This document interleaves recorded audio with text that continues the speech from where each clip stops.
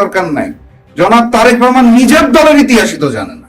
প্রধানমন্ত্রীর বাসভবনের নিচে বাংকার তৈরি করার পরিকল্পনা করা হচ্ছে, সুড়ঙ্গ তৈরি করার পরিকল্পনা করা হচ্ছে। এখন এই সুড়ঙ্গের শেষ মাথাটা কোথায় যাবে? যদি এখন সুড়ঙ্গের মুখ যে দিল্লি বা শিলংয়ে পৌঁছায় তাহলে কি হবে বলতে পারছি না, সেটা আপনাদের কিসমত ভবিষ্যতে বলে দেবে। জুলাই গণ অভ্যুত্থান আমাদের একটা শিক্ষা দিয়েছে নিজেদের ভিতরে, প্রত্যেকটা মানুষের।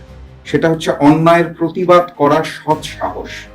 সেটার প্রমাণ আজকের এই মঞ্চে হয়ে গেছে। আপনারা খেয়াল করেছেন কিনা জানি না, আমাদের বর্তমান সরকার যারা গণভোটকে মানে না, তাদের সাথে যেই সংগঠন আছে সরকারের অংশ, গণ অধিকার পরিষদ, তাদের ছাত্র সংগঠনের সেক্রেটারি এখানে বক্তব্য দিয়ে স্পষ্ট ভাষায় বলে দিয়েছে অন্যায়ের সাথে আমরা নাই।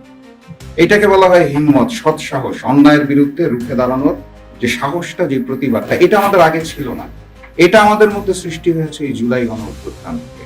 আমরা এখন প্রতিবাদ করতে জানি, প্রতিরোধ করতে জানি, প্রয়োজনে আবারও রক্ত দিতে জানি।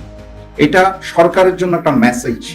আজকের এই সমাবেশ থেকে সরকারকে এই মেসেজটা নিতে হবে, না হলে ভবিষ্যতে তাদের জন্য ফ্যাসিস্ট শেখ হাসিনার চেয়েও বাজে পরিণতি আসতে যাচ্ছে।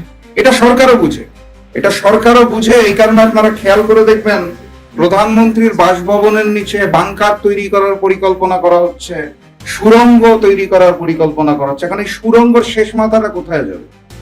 যদি বাংলাদেশের ভূখণ্ডের মধ্যে হয় তাহলে যেখান দিয়ে সুড়ঙ্গ দিয়ে মাথাটা বের করবেন গর্ত থেকে, সুড়ঙ্গ তো ঢুকবেন তো গুপ্ত হয়ে, ওই গুপ্ত সুড়ঙ্গ থেকে যখন বের হবেন মাথাটা উঁচু করবেন, বাংলাদেশের সীমানা হলে আবার ওই জনরসেই পড়তে হবে।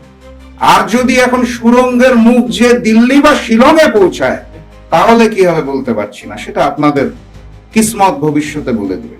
সংগ্রামী সাথী এবং বন্ধুগণ, বক্তব্য দেওয়ার কিছু নাই। গণভোটকে এই সরকার মানতে চায় না, এটা আমরা সবাই বুঝে গেছি। 70% মানুষ যে গণভোটে হার পক্ষে বক্তব্য রেখেছে, প্রস্তাবনা দিয়েছে,